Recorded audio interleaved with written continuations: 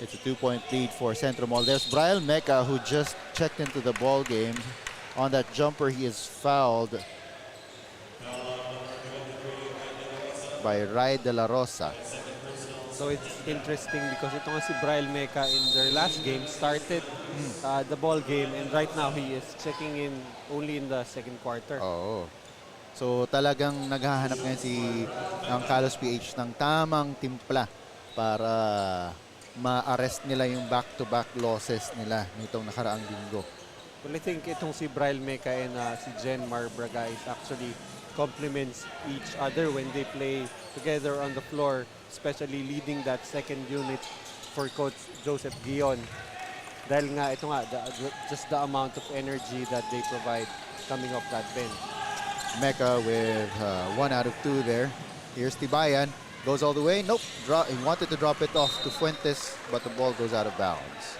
Well, the thing with Jonas Tibayan that time, he was trying to drop it off to Fuentes, who was actually open like seconds earlier. Oo, kung mga 2 seconds earlier niya lang binigay yung pasa, easy 2 na sana yun para kay Fuentes. Braga is with point guard duties here. Gives it off to Pingoy. Gets a screen. Who gets a screen from Esguera? Pingoy up against Are. Pingoy goes it up, but is called for traveling. And both benches shouting out instructions for their players. And that's something that you rarely see Jerry Pingoy turning the ball over on a traveling violation. Eto si Are recovers the ball, loses it, but recovers it and gets a foul from Jerry Pingoy. So Jerry Pingoy just, I think he had itong si Are contained already, but he made the unnecessary push there. Eto ngayon si Tibayan. He will try to go up against the Gimpayan, but they swing the ball over to the other side. Fuentes over to Pido for 3. Yes! So Jeric Pido in college playing for the Mapua Cardinals was actually, this guy can score. He can hit from the outside. He can score on penetrations, but he's more of a called upon to play defense for Coach Jonathan Banal. So kaya nandito yan para sa XentroMall din. Sa XentroMall Golden Coolers. De La Cruz is down on the floor. He was holding on to his ankle, his right ankle. Papasok ngayon si Isaiah Banal. Well, we were talking earlier about yung mga second generation players. Ice Banal is the younger brother of Coach Jonathan Banal, of course, the son of Coach Koy Banal, who is in the building visiting from Arizona. Yun. Showing support for his 2 sons dito sa ating Cocogen Insurance Ballout Sports Founders Cup Season 2. And whenever we talk about the league, of course, and the legends of the game, we also have to thank the big bosses nitong Ballout Sports. We've got President Chris Bautista, Commissioner Joe Lipa, Deputy Commissioner Matt Calizar, Basketball Operations Head Ronald Magtulis, Assistant Basketball Operations Head Bert De La Rosa, and Technical Head Noel Canya. And ito ngayon ang KalosPH. They want to bring this game closer. The count is at 26-22. With 7 minutes and 19 seconds to go here in the second quarter. Bragais will trigger the inbound. Gives it to Gimpayan. Pingoy against Are. Loses the ball. Are goes on the floor. And KalosPH recovers. Bragais wants to go inside. Misses on that layup. Rebound scramble. And a foul is called on Brian Mecca. So we see here Gerald Anderson checking in for Genmar Bragais. So right now, parang sila yung nagsasalitan on the floor after starting together. Right now, they are subbing for each other. And mamaya mo, we best be sure na si Bragais will come in At magsasabay sila ni Anderson sa loob. Mecca with a rebound there. He's rushing to the other side. Goes up for the layup. No foul called there. Esguerra with a putback. Leo Esguerra having a good game here. 6 points already. Surprise points coming from Leo Esguerra. Here's the XentroMall Golden Coolers. Pido over to Tibayan. Back to Pido. Pido wants to go inside. Misses on that layup. Runs rebounded by Gimpayan. Gimpayan gives it up to his point guard. Pingoy looking to come up with a play. He falls to the floor and he is fouled. Foul is called on Are, and the XentroMall Golden Coolers are in penalty, and that leads us to a timeout by the XentroMall Golden Coolers. We'll be back to bring you the rest of the second quarter.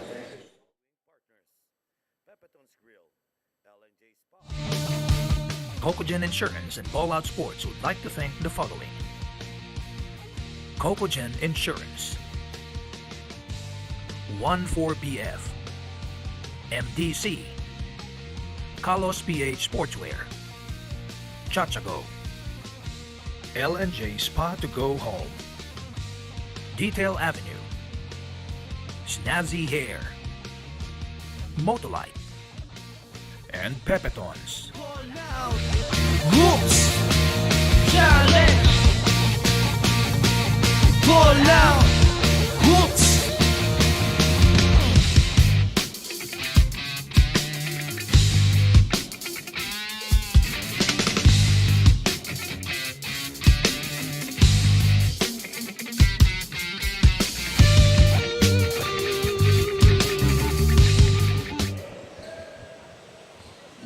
This is your Cocogen Insurance Ballout Sports Founders Cup Season 2. The score is currently at 26-24. It's a 2-point lead for XentroMall Golden Coolers with 6 minutes and 2 seconds to go here in the second quarter. Jerry Pingoy at the line for free throws. Dahil na-foul siya dun at penalty situation na itong XentroMall Golden Coolers. And he is 1 out of 2. And the game is tied. Sorry, yeah, 2 out of 2 for Jerry Pingoy.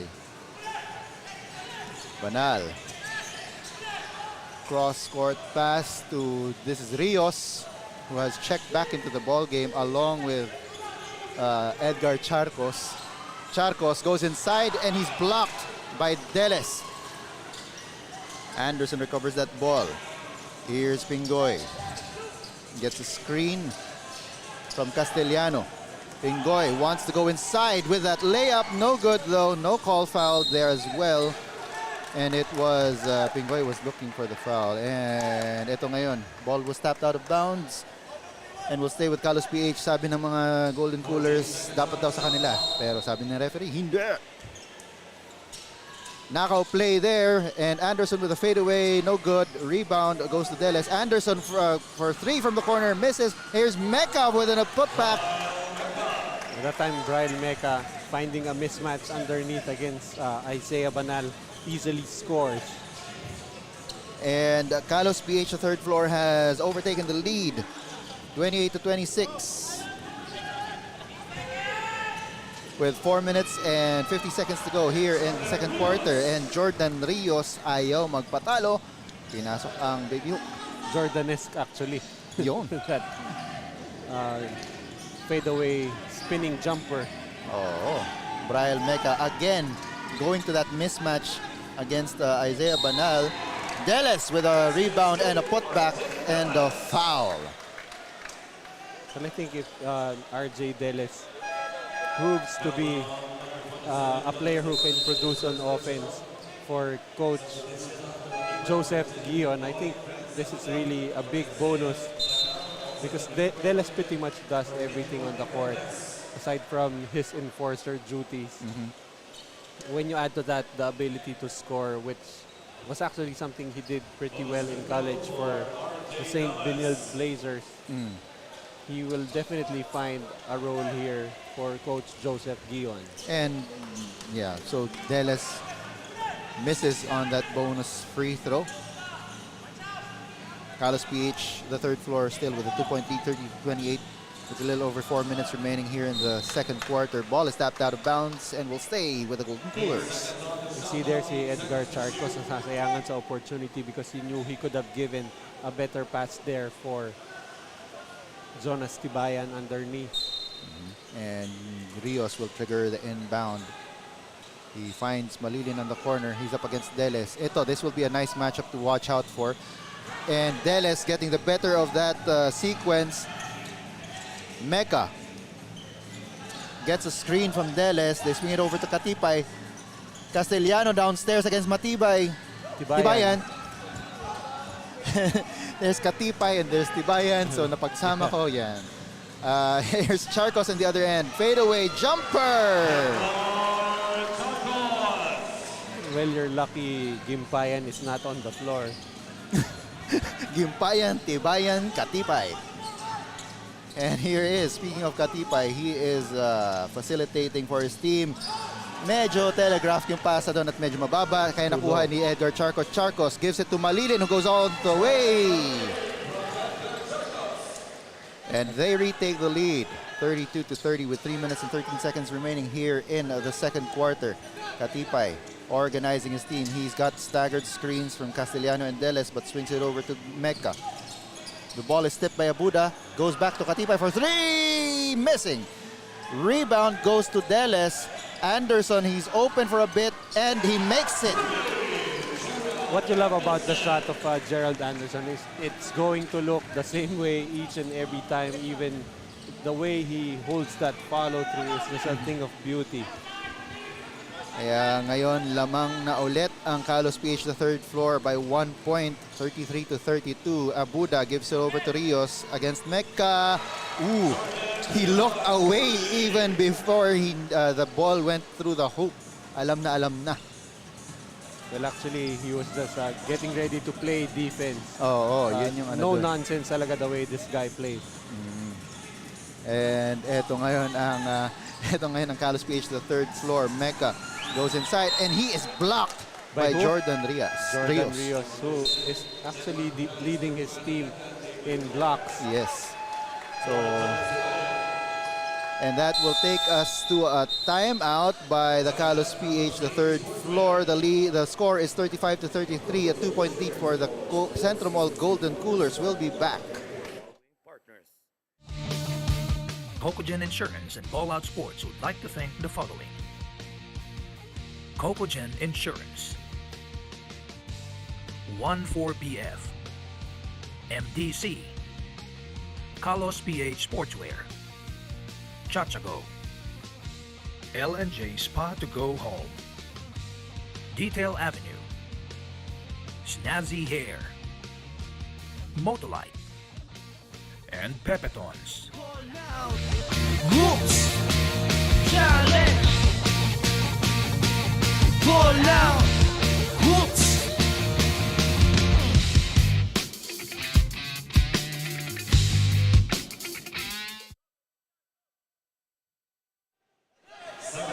And if you'd like to get some more updates about Ballout Sports, you can always look us up on social media.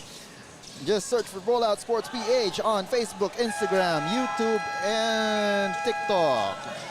24-second clock ran out there, pero na-rebound na nitong XentroMall Golden Coolers. Edgar Charcos calling out the play off to Malilin at the top of the key. J-Boy Gob, he's got this. He's shown that he has this, and he just shows us again. I think if you're Coach Joseph Guion, that's still a shot that you will give J-Boy Gob. You would rather have him out there than possibly getting offensive rebounds in case of a miss. And a foul is called. I believe this will be On Rios. on Rios.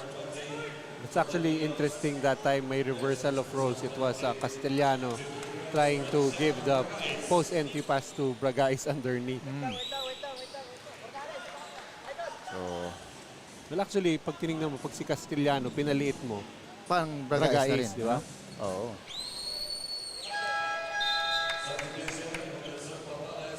Tapos nakahanap pa kami ng kahawig din itong si Bragae sa University of Makati, si Kaliwag naman. Oh, yeah. Same build. Oo.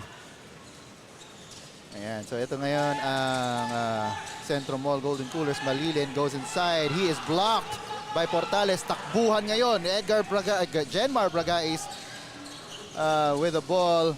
Gets it inside to Portales. He is blocked by Jordan Rios. Who's actually the main source of rim protection Oo. for XentroMall. Oh. And Gob drops it downstairs to Rios, and a foul is called on Mr. Anderson. Well, it's interesting how we are seeing the smaller guys, the guards, trying to seal in the post. On one end, it's Bragais, and on the other end, it's Rios. So both teams really looking at the mismatches, and sometimes basketball can be as simple as attacking the mismatches all game long. Kaya eto ngayon, balasa naman ang KalosPH ng tauhan. Papasok ngayon si Kunanan para kay Katipay. And mukhang ibabalik ulit si The Kite.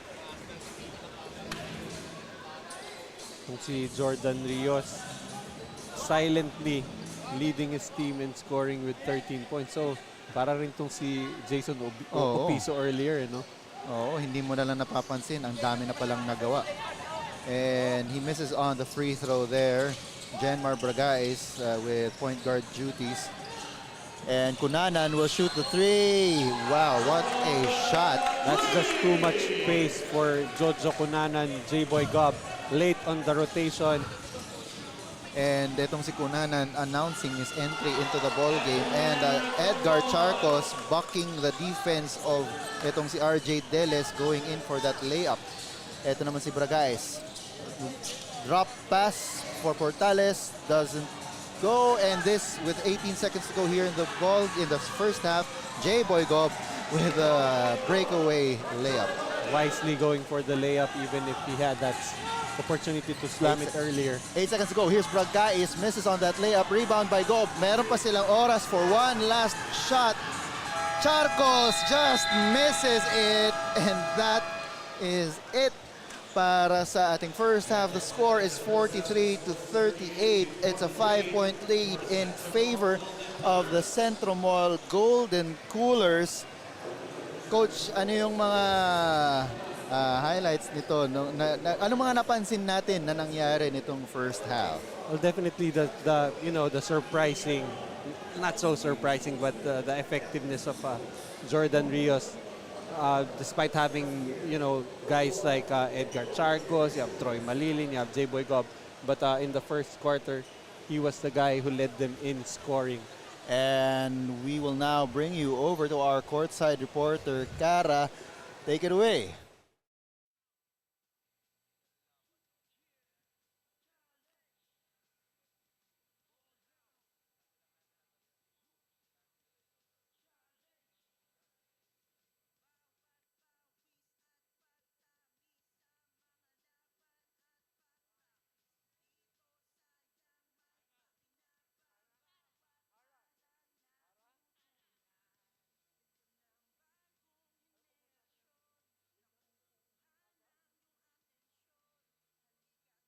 We are back on Cocogen Insurance Ballout Sports Founders Cup Season 2. Halftime score is 43-38 in favor of XentroMall Golden Coolers. At ngayon, kasama ko si Coach Koy Banal, a player and a champion coach. From a player to becoming a champion coach, ano yung nararamdaman nyo na pinapanood nyo yung anak nyo na si Coach Jonathan on his first head coaching stint at si Isaiah Banal na naglalaro ngayon? Masaya. Masaya dahil pareho silang nire-represent yung pamilya namin. They're doing what we love to do, and that is to play basketball.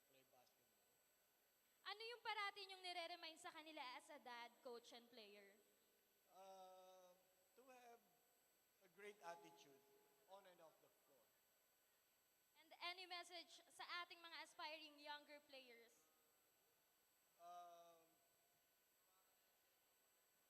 Hard work. You won't go wrong if you will just give your best effort day in and day out. Just listen to your coaches and you will be all right. Thank you, Coach Koy Banal, and that's all for the halftime interview. Ball out. Cocogen Insurance and Ballout Sports would like to thank the following: Cocogen Insurance, 14BF, MDC, KalosPH Sportwear, Chachago, L&J Spa to Go Home, Detail Avenue, Snazzy Hair, Motolite, and Pepetons.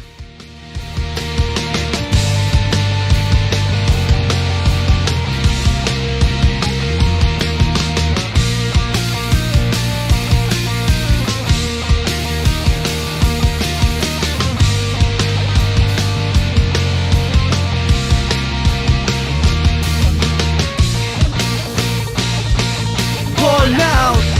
Whoops. Challenge. Ball out. Whoops.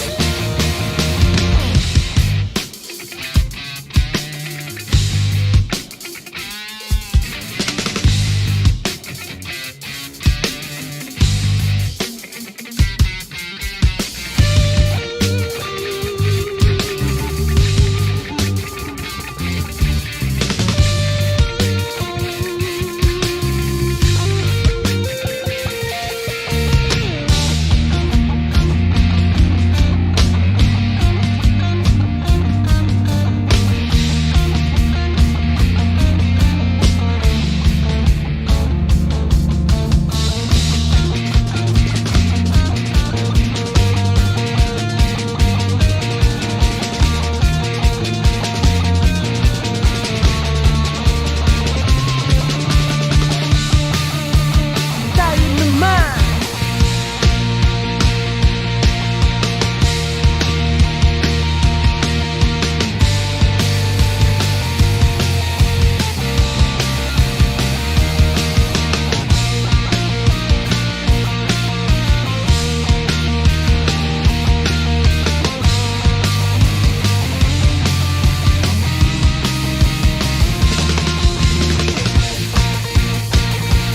Ball out.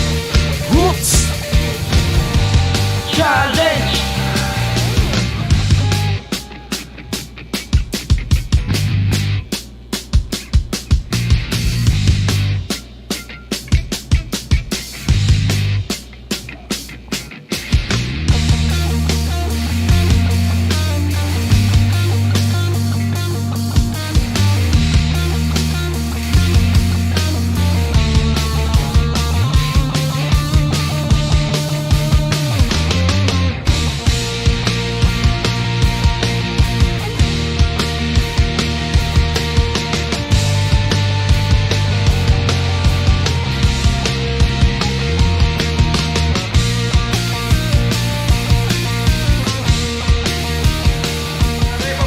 May exciting game ako para sa inyo. Ito ang Go for Gold Scratch Cards. Pwedeng manalo na hanggang 1,000,000 piso. Bawat kiss-kiss, matutulungan mo ang mga atletang Pilipino. Available at all Lotto outlets and resellers nationwide. Itaas ang pride ng bansa habang nag-e-enjoy. Bili na ng Go for Gold Scratch Cards. Go for Gold, produkto ng Philippine Charity Sweepstakes Office. Tanging may edad 18 pataas lamang ang maaaring bumili at maglaro ng Go for Gold Scratch Cards. Keep it fun. Game responsibly.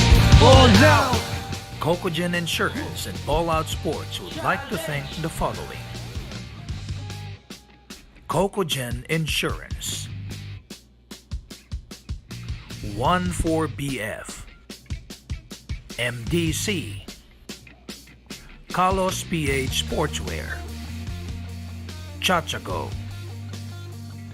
L&J Spa to Go Home, Detail Avenue, Snazzy Hair, Motolite, and Pepetons.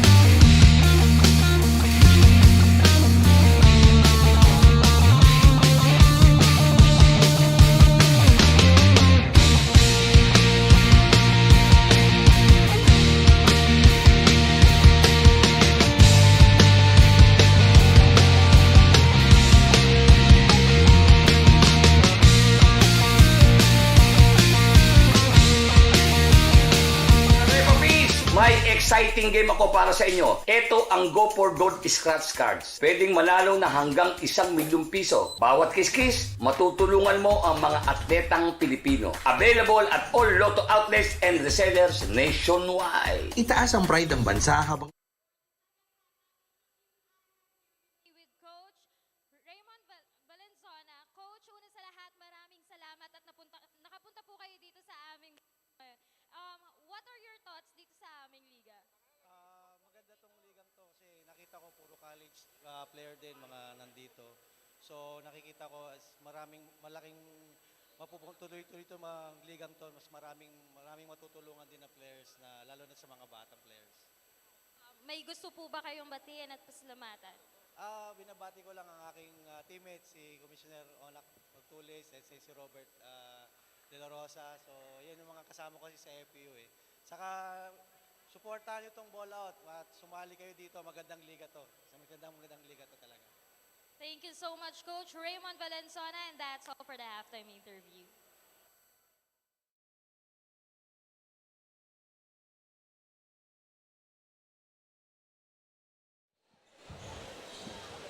And you are still here on Cocogen Insurance Ballout Sports Founders Cup Season 2. You can always look for us on social media. We've got Facebook, Instagram, YouTube, and TikTok.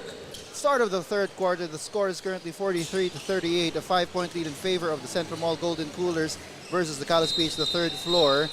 And an offensive foul is called there against, I believe it will be on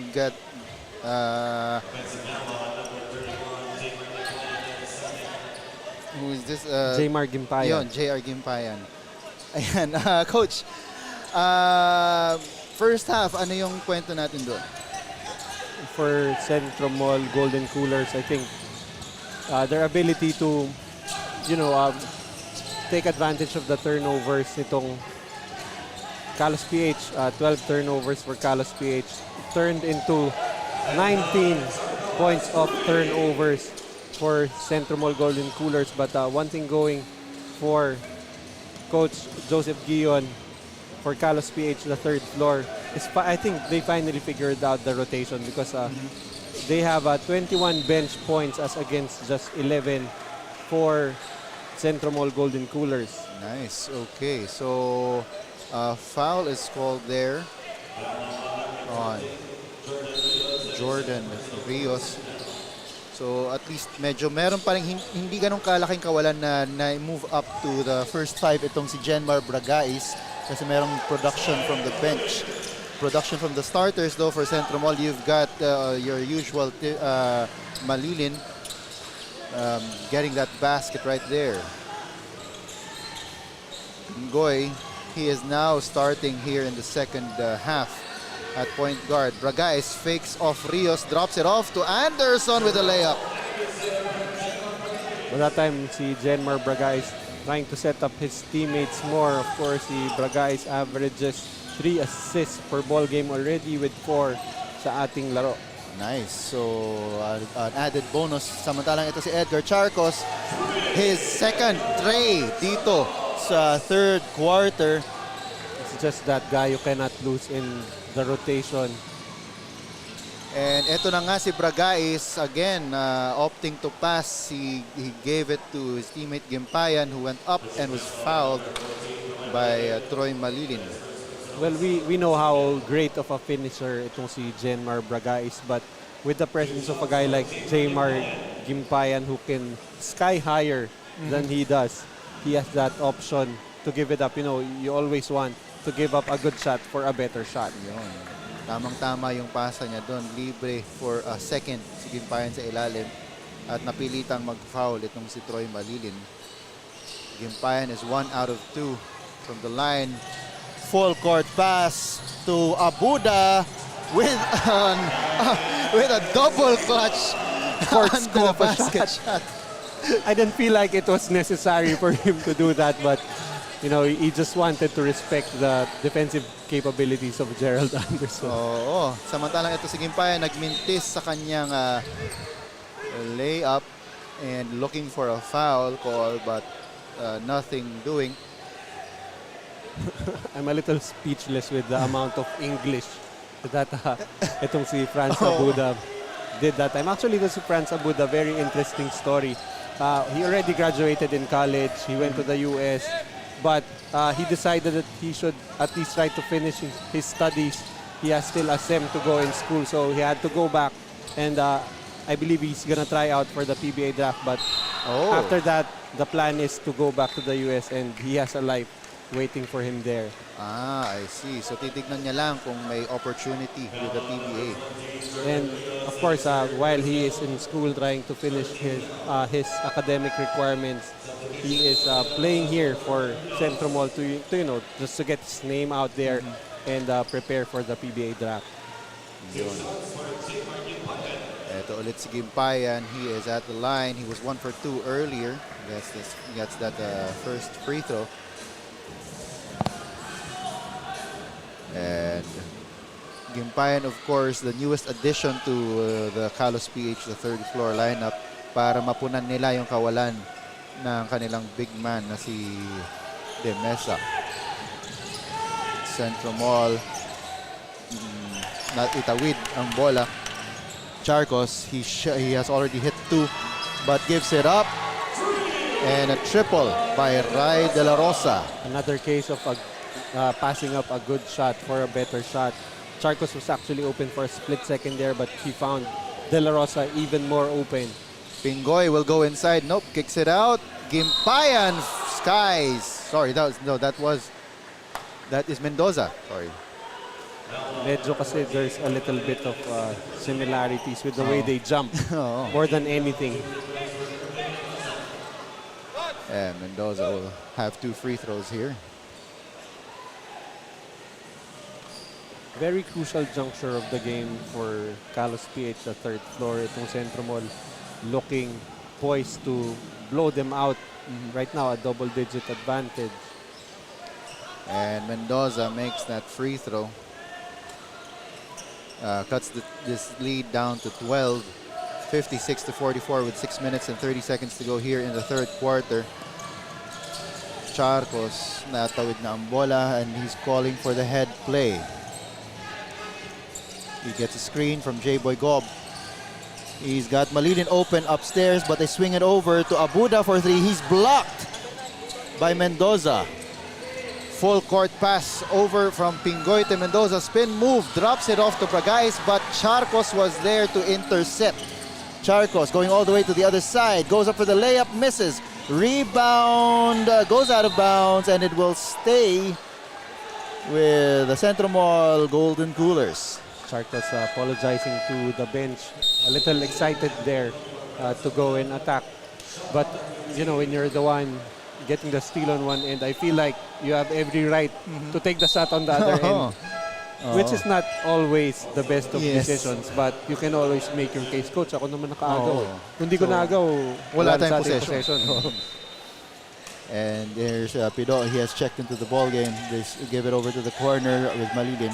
Charcos goes up for the 3, misses there. Rebound, scramble, goes out of bounds, and it will stay once again with the XentroMall Golden Coolers. Hindi mahawakan ng KalosPH, the third floor, ang possession off of the rebounds. Well, do you think Edgar Charcos can still make the case na, Coach, ako naman umagaw sa kabila, kaya ako tumira ng 3 points? Okay. Yung case niya doon is, Coach, nakapasok akong 2 kanina. Ayan, heat check ko yun, Coach. Charcos here, opting to pass off to Pido from the baseline. No good on that jumper. Here's Charcos again, really figuring into most of the plays that have been happening, causing KalosPH, the third floor, to call this timeout. The score is 58-44. It's a 14-point lead by the XentroMall Golden Coolers. This is your Cocogen Insurance Ballout Sports Founders Cup Season 2. We'll be back after the break. Cocogen Insurance and Ballout Sports would like to thank the following. Cocogen Insurance, 14BF, MDC, KalosPH Sportwear, Chachago, L&J Spa to Go Home, Detail Avenue, snazzy hair.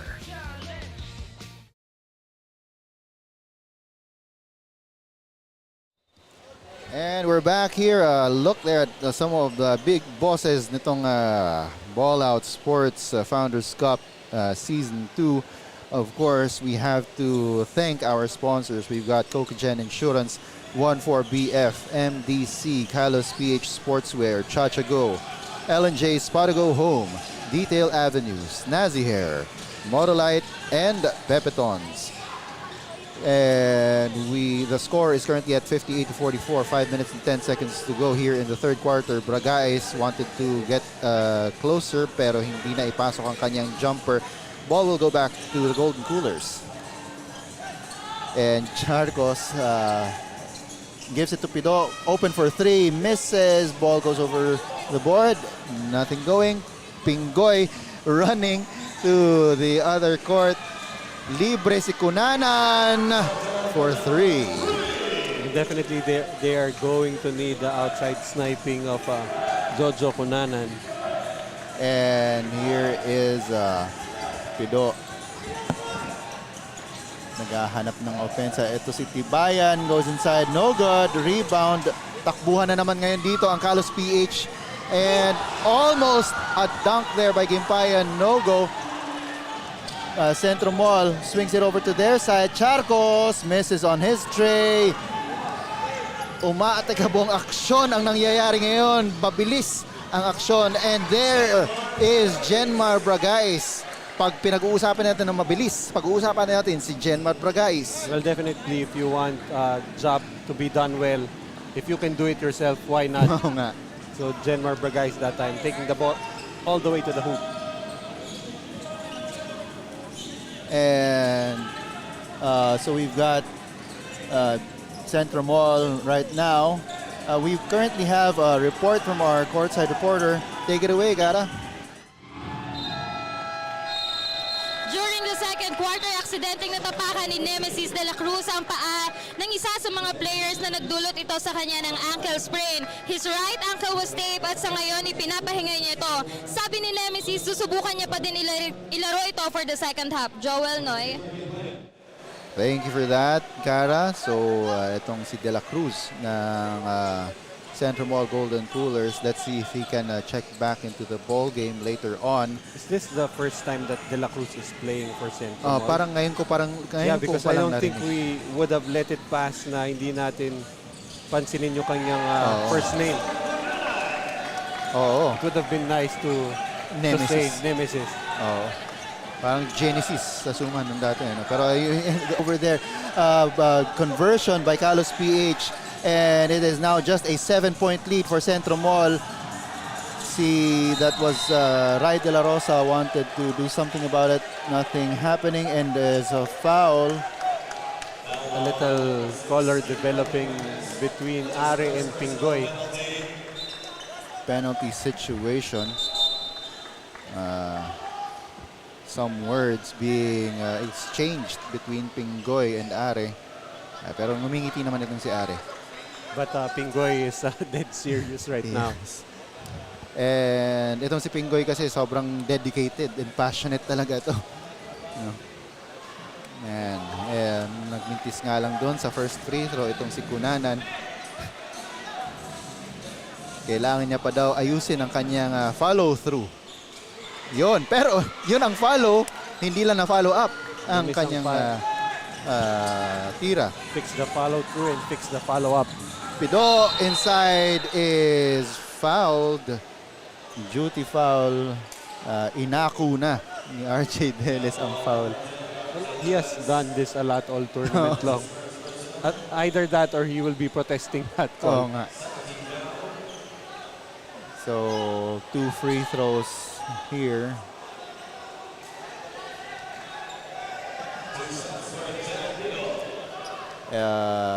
KalosPH protesting the fact na binigyan ng 2 free throw itong si Pido. But, yun. Pido makes the first. The score is 59-51. 2 minutes and 37 seconds to go here in the third quarter. Si Pido already has 5 points, misses on the second free throw. Ball will go to KalosPH, the third floor.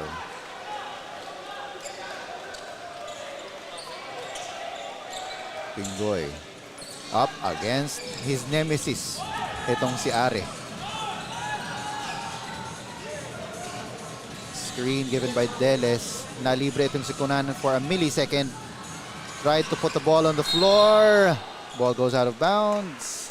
At ang dalawang involved doon sa out of bounds na nangyari doon, si Pingoy at si Are. Pero ito si Pingoy quick to just walk away there. And Pingoy wanted to post itong si Are down low, and a foul.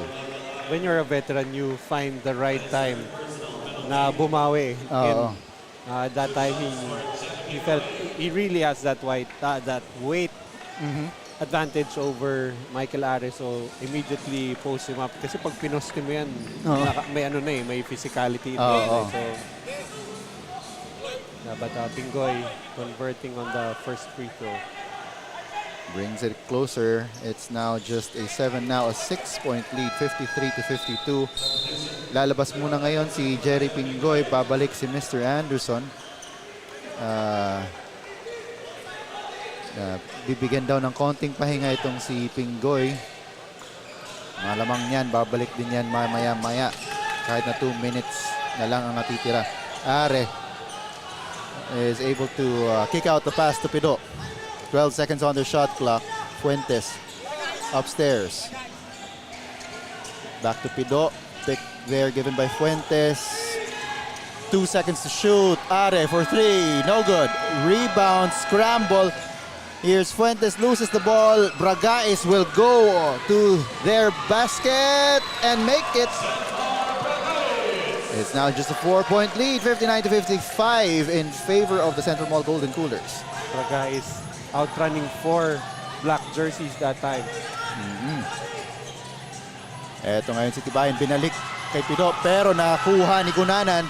Off and running our KalosPH. Cunanan will go for 3! Misses, in and out. Rebound to Tibayan. Bragais wanted to get the ball from him, pero hindi. Eto ngayon si Rai De La Rosa missing on that transition 3. Anderson pushing the ball up. Brian Mecca for the layup. Up and in. It's just a 2-point lead para dito sa XentroMall Golden Coolers. 1 minute and 3 seconds remaining in the third quarter. XentroMall calls a timeout. We'll be back. Ball now. Cocogen Insurance and Ballout Sports would like to thank the following. Cocogen Insurance,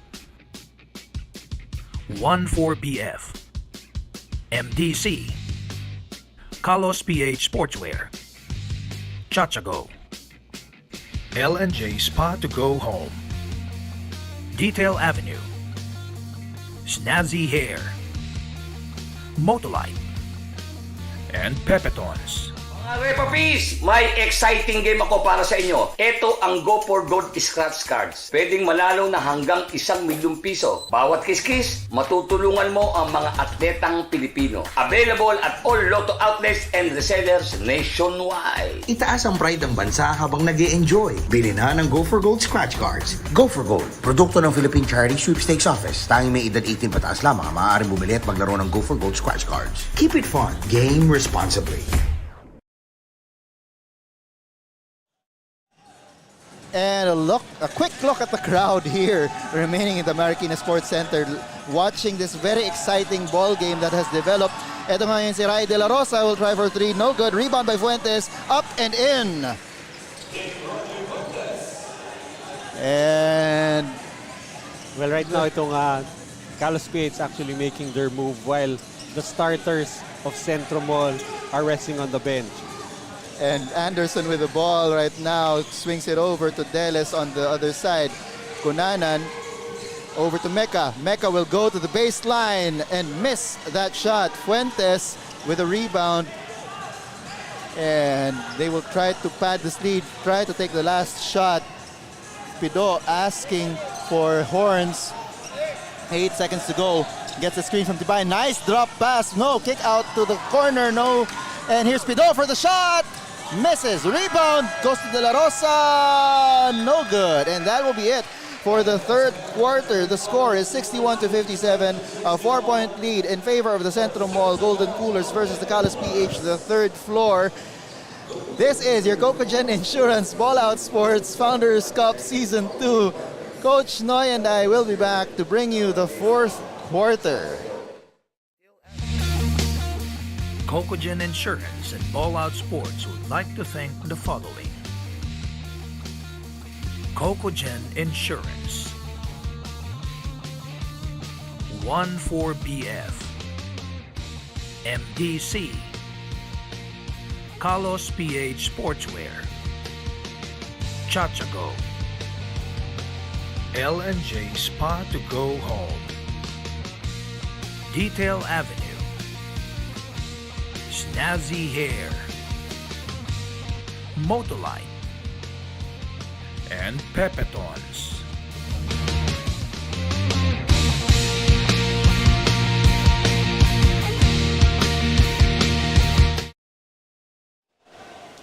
And we have here some of the crowd that are still here watching itong exciting ball game natin.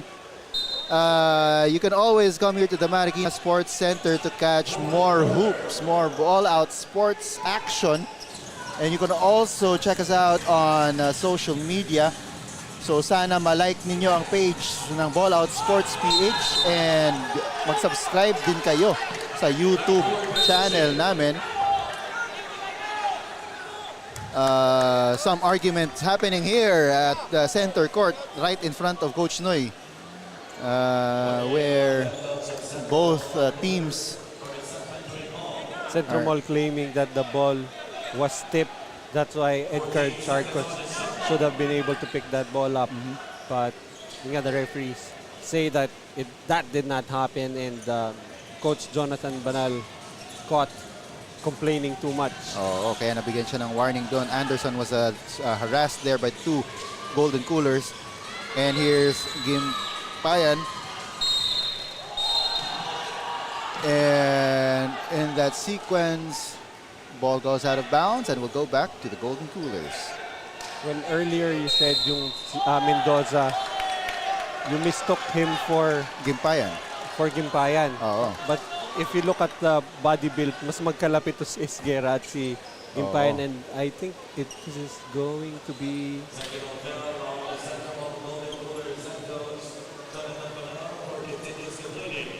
Yun, natawagan ng technical foul itong si Coach Jonathan Banal for continuous complaining.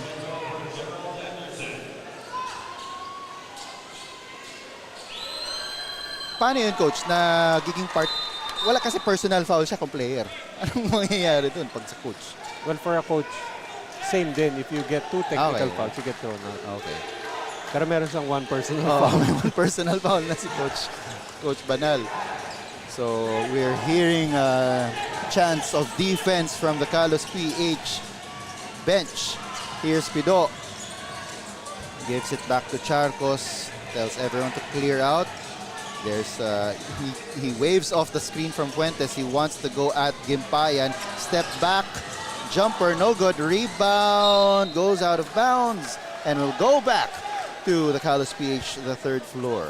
Well, if you're looking at the bench of nitong XentroMall Golden Coolers, I don't sense that they are in a state of panic. Kasi right now, the only starter that they have on the floor is Edgar Charco. So they feel like when they put back itong mga starters nila, they will be okay. And itong KalosPH, they do have Gerald Anderson already in the ball game. Kasama itong si Jerry Pingoy, si Brian Meca, and the lookalikes of Gimpayan and Esguerra. Foul is called there on King Rodney Fuentes. Sorry, that's not number 7.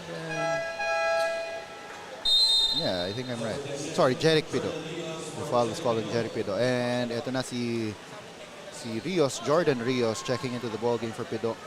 2 free throws for Gimpayan, makes the first. 1 more for him to bring KalosPH, the third floor, even closer.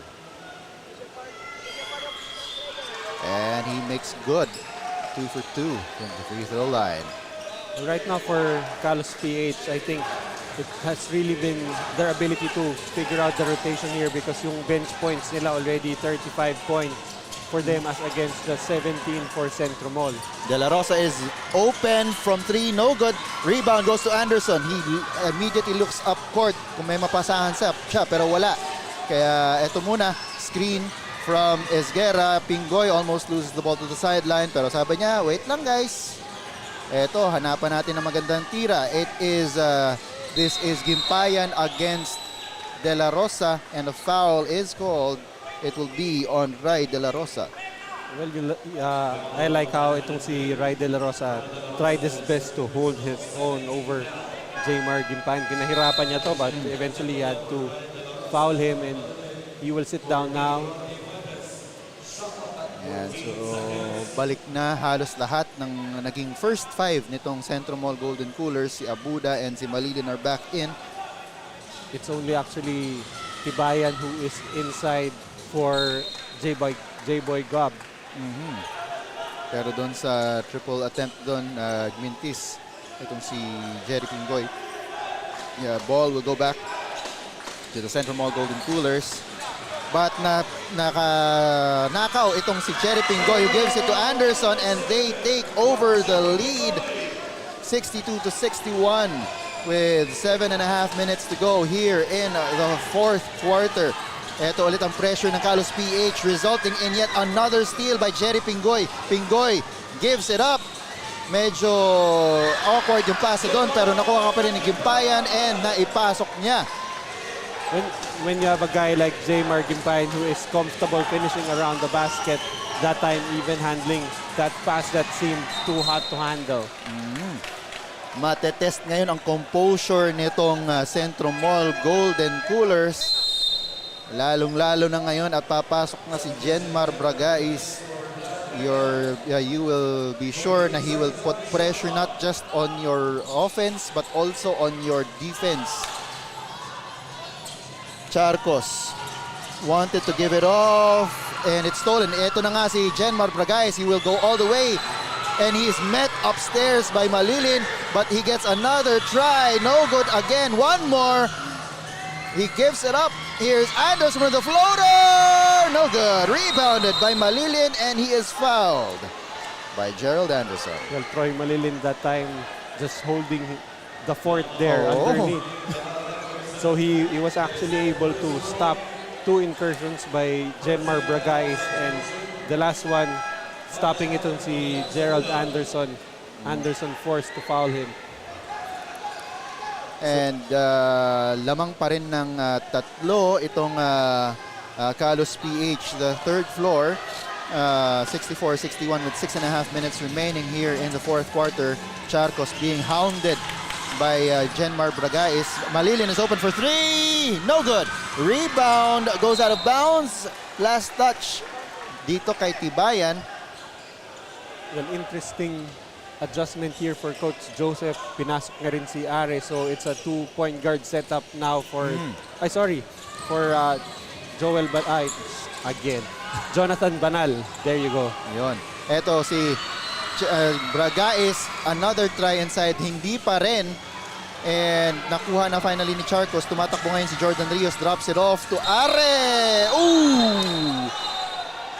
And unsportsmanlike foul called doon sa foul na binigay ni Jerry Pingoy. Well, I think Jerry Pingoy really took a long time. He was waiting for the right opportunity to give up that foul. Oo, kanina pa sila medyo nagkakausap-usap ni itong si Are, no? Mukhang yun na lumabas na talaga ang resulta ng pag-uusap nila. But in this situation, I think Michael Are can actually come out on top if he can make his free throws. Makes the first. And because this is an unsportsmanlike foul, they will get the ball afterwards. So pwede pa nilang makuha ulit ang lamang dito sa offensive possession na to. Jordan Rios will trigger the inbound. Gives it up to Molina. He gets it right back for the three. Misses. And rebound by Isguera. Eto, they will give it to their point guard Pingoy. At ayan na naman silang dalawa ni Are. Mag-uusap na naman sila. Pingoy looking for Gimpayan. He is up against Rios. He wants to post up. Baby hook goes in. Well, it's interesting na in a game as big as this, in the crucial moments, you are going to a player who is playing for your team for the first time. But of course, Jamar Gimpayan, an established scorer. At saka siguro naisip din siguro ng KalosPH na hindi pa gaanong nakikita ng kabilang ng ibang teams itong si Gimpayan, kaya secret weapon nila kumbaga para sa laban na to. Pingoy calling for a screen, this time from Isguera. Here's Pingoy, goes inside, drops it off to Gimpayan. Gimpayan right now, alam mo, he's trying to replicate the role that De Mesa. J-Boy Gold with a rebound putback and the foul from Jamar Gimpayan. That's the fourth personal foul. Is it? Oh, the foul was called on Gerald Anderson. This could be a big development here with still 4 and 40 remaining. Kaya uupo muna si Gerald at papasok itong si Brian Mecca to try and conserve his fouls, his last foul that is, as J-Boy Gob has the opportunity for a bonus free throw and makes good on it. Nuts this game up at 68 with 4 minutes and 37 seconds to go here in the fourth quarter. Eto si Gimpayan, bigay kay Isguera. Isguera, kick out to Bragais. No good on the three. Gimpayan though gets the rebound. Kick out ulit kay Bragais. May foul na itatawag doon kay Jordan Rios. That's only the third team foul here for XentroMall Golden Cooler. Same number of fouls for KalosPH, the third floor. So, ang magiging kwento nito is who can get their opponents into the penalty earlier. Esguera fakes the jumper, goes in for the layup, no good. Rebound to Bragais. Bragais has been off nitong fourth quarter natin. The score is still tied at 68 with less than 4 minutes to go. Are kicks it out to Charcos. Charcos wants some order, but no, goes inside, loses the ball. Gob will ride the baby hook and make it. And that was a broken play right there, but J-Boy Gob showing his ability to hit that medium range hook. Hook yun. Medyo na sorpresa pa yata siya dun. And here's Brian Mecca. No foul call on that drive. Ball is now with Are, who falls to the floor. Bragais once again finally gets the layup and ties this game up again. So I don't think it's any surprise for anyone who's watching. We expected this game to be very close, and we are not disappointed with this right now. This is a battle of the titans dito sa ating Cocogen Insurance Ballout Sports Founders Cup Season 2. Are will try the three. Wow! Hold. That's big. Michael Are on the floor basically just to, to handle that pressure defense. But if you can get big shots out of this guy, that's a big bonus for Coach Jonathan Banal. And here is Pingoy, will try to retaliate, misses on his attempt. Mecca, no, that's a Gimpayan yet again. Already with how many points? Easily double digits here for the guy who was his first time to play for KalosPH. And ball is stolen by Pingoy. He gives it up to Bragais, goes inside, that sidestep move to the basket. And they retake the lead 74-73 with just 2 minutes to go here in the fourth quarter. In regulation. Good job, Joel. Here's Rios.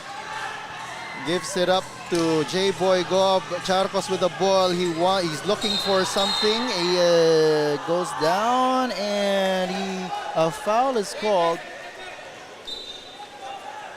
Bailed out that time is Edgar Charcos. He had nowhere to go. The bench of KalosPH was actually, they wanted to protest it, but Coach Joseph calmed everyone down, and this is not really that time to get technical. Exactly. So, at tamang-tama lang, wala pa sa penalty ang KalosPH. So, it's just going to be a baseline inbound pass.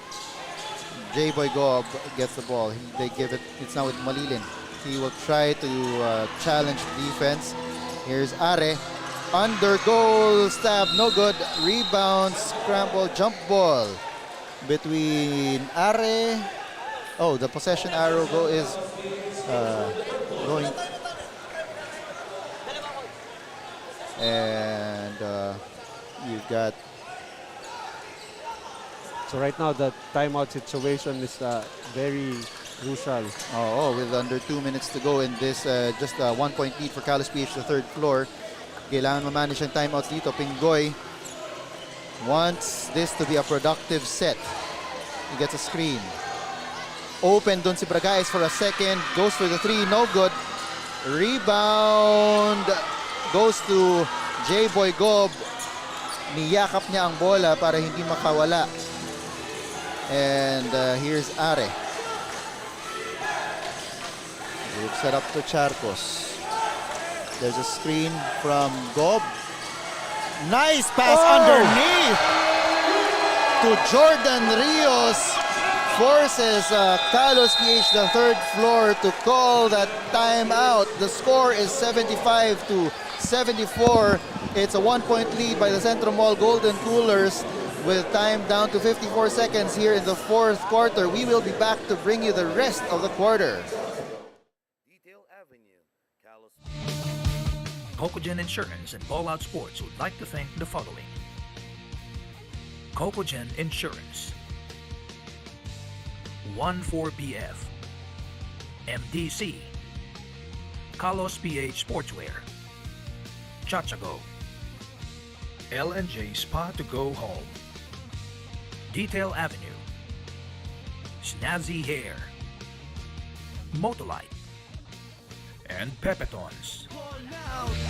Whoops! Challenge! Ballout! Whoops!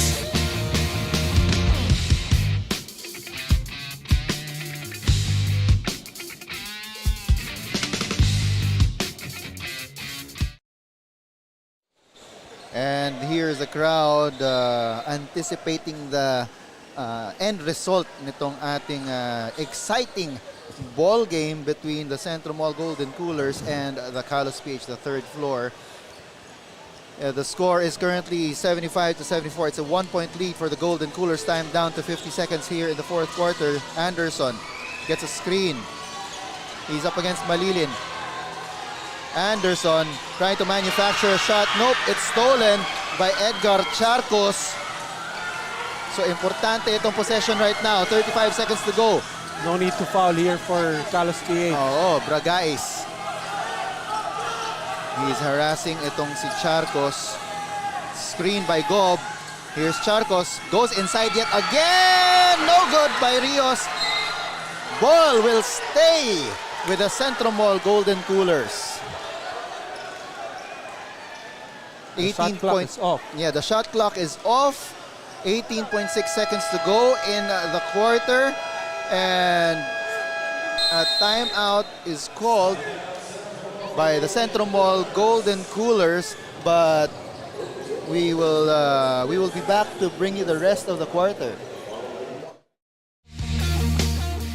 Cocogen Insurance and Ballout Sports would like to thank the following. Cocogen Insurance, 14BF, MDC, KalosPH Sportswear, Chachago. L&J Spa to Go Home. Detail Avenue. Snazzy Hair. Motolite. And Pepetons. And we're back here at the Marikina Sports Center. Our crowd waiting for the result of this ball game between the XentroMall Golden Coolers and the KalosPH, the third floor. Ball is with the XentroMall Golden Coolers. Coach, ano may expect natin dito sa possibly the final play nitong game natin? Well, actually, there's a shot clock reset. Oh. So, they only have 14 seconds. So, they don't need to... They only need to make a stop here.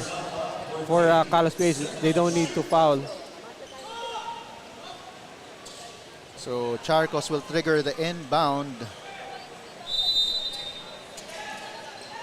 And Rios will give a screen to Gob downstairs, but he gets it outside. Ball is tapped. And it will go to KalosPH, the third floor. And they will call the final timeout. We will hang on to the air. Coach, 1 point lead, 15 seconds, 15.9 seconds to go in the fourth quarter. Who do you want? Well, first things first, I think the decision to be made here is, are they advancing it to the front court? If you advance it to the front court, you'll be leaving some time on the clock. If you inbound from the back court, you'll have the full 15.9 seconds. But right now, I think I would go to either Bragais up top, or if there's a post-up situation for Jmar Gimpayan, that's something you can also go with. But actually, you can also go on a pick-and-roll situation, something like a two-man game between Bragais and Gimpayan, and with Anderson spotting up. And yeah, itong si Anderson has been clutch in several ball games. He has come up with a lot of clutch triples for KalosPH, the third floor. And so ang ginawa na nga nitong KalosPH, the third floor, ay in advance nila to half court ang bola. Kaya there will be time left on the clock kahit maubos na KalosPH ang kanilang shot clock of 14 seconds. This is a crucial inbound. Gerald Anderson screens, and it will go to Gimpayan. Back to Anderson. No, that was a fake handoff. Gimpayan inside and underneath. There you go. Jmar Gimpayan. Exactly one of the two guys that Coach Noy said should be taking the ball. The decision to pick him up for this game has rewarded them for now, but we still do have 10 seconds, 10.3 seconds to go in the ball game. So actually, in that situation, they used Anderson. As because a of decoy. course everyone will be, they will be reacting to that handoff for Gerald Anderson. Jmar Gimpayan just using his experience, faking the handoff, and goes and attack inside. Ang ganda kasi yun na nga, part na yun na expectation na meron kang Anderson, so you expected na mabibigay sa kanya yung bola, and part na rin yun na hindi pa nila gamay itong si Jmar Gimpayan, kaya nagawa niyang yung fake handoff to go to the basket. Well, even for us, we did not know Jmar Gimpayan was playing until before the opening buzzer. So you can just expect itong XentroMall not being prepared. I'm pretty sure they know who Jmar Gimpayan is. But when you're not prepared for him to play in a game like this, not unless you've like played against him for several opportunities already. So tignan natin ngayon if KalosPH can hold on to finally give XentroMall its first loss of the tournament, or will XentroMall come up with one last shot? Here's Charcos. Charcos goes up, drops it off the gob. No! Rebound will go out of bounds. With 2.8 seconds to go, it will stay with XentroMall. but I don't think XentroMall has any timeouts left.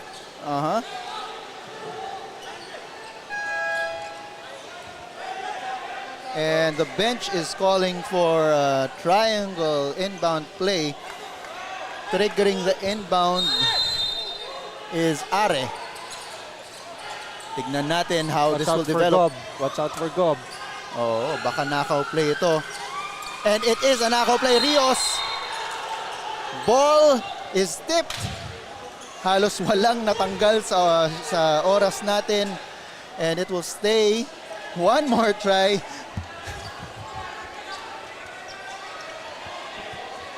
Here we go.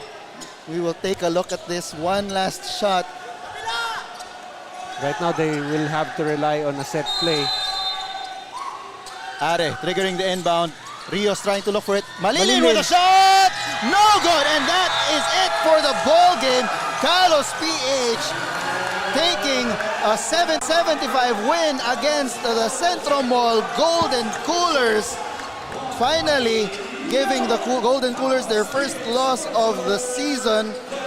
KalosPH breaking that two-game losing streak.